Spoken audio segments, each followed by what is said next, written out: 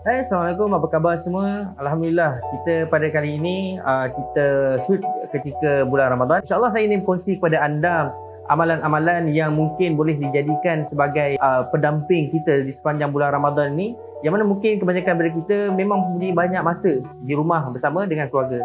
Baik, berikut adalah antara amalan sunnah di bulan Ramadan yang anda boleh lakukan.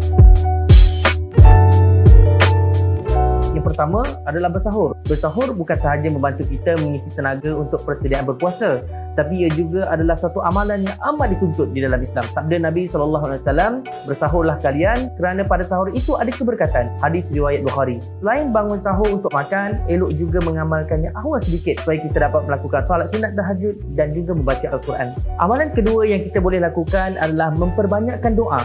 Menurut sumber oleh Mufti Wilayah Persekutuan, doa orang yang berpuasa adalah mustajab di sisi Allah kerana orang yang berpuasa mempunyai kedudukan yang tinggi dan istimewa apabila mereka berpuasa kerana Allah. Daripada Abdullah bin Amr radhiyallahu anhu berkata bahawa Nabi SAW bersabda, sesungguhnya bagi orang yang berpuasa itu, ketika dia berbuka, doanya tidak akan ditolak. Hadis riwayat Ibnu Majah. Terusnya ketiga, amalan yang kita boleh lakukan adalah dengan memperbanyakkan sedekah, memberi makan kepada orang berbuka. Nabi SAW adalah seorang insan yang paling pemurah. Malah baginda adalah lebih pemurah suatu bulan Ramadan. Dalam salah satu hadis ada menyebutkan tentang keutamaan memberi makan untuk orang berbuka. Barang siapa yang memberikan makanan berbuka kepada orang yang berpuasa, maka baginya pahala seperti orang yang berpuasa tersebut, tanpa mengurangi sedikit pun pahala orang yang berpuasa itu. Hadis riwayat Nasa'i dan Tirmizi.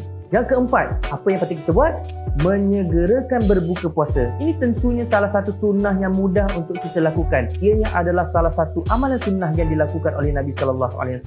Seperti sabda baginda, manusia akan sentiasa berada dalam kebaikan selama mereka menyegerakan berbuka. Hadis riwayat Bukhari dan Muslim. Menurut riwayat, Rasulullah akan berbuka puasa dengan beberapa butir kurma muda sebelum melakukan salat maghrib.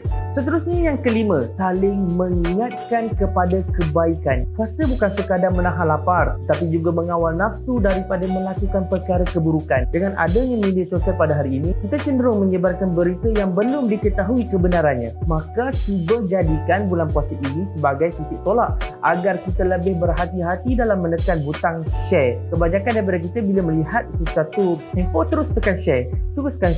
So ini secara tidak langsung akan menjadi pendorong kepada berlakunya fitnah. Pilihlah konten yang baik dan bermanfaat untuk disebarkan kepada rakan-rakan anda, kerana secara tidak langsung kita juga dapat saling mengingatkan antara satu sama lain. Yang keenam, puasa adalah perisai.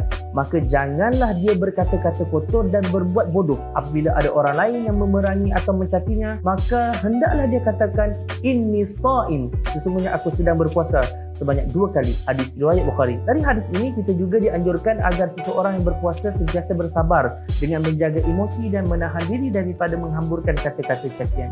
Yang terakhir, yang ketujuh adalah menghidupkan 2/3 malam. Seperti yang kita tahu, dalam bulan Ramadan ini Allah menyembunyikan malam Lailatul Qadar, di mana segala amalan akan dilipat gandakan pahalanya sebanyak 1000 bulan. Seperti firman Allah, Lailatul Qadar khairu min alfi syahr. Sungguhnya Lailatul Qadar itu lebih baik daripada 1000 bulan. Jadi sebelum ini kita sukar untuk bangun malam dan beriktikaf. Inilah waktu yang paling tepat untuk memulakannya walaupun dengan sekecil-kecil amalan. Baik, diharap apa yang saya dapat kongsikan pada hari ini memberi manfaat kepada diri saya dan juga kepada anda. Diharap anda terus bersama kami di Realisasi Rumah Idaman, yang mana kami akan terus berkongsi kebaikan. Ya khairun nas dan fa'in nas, bermakna orang yang terbaik adalah orang yang sentiasa memberi manfaat kepada orang lain.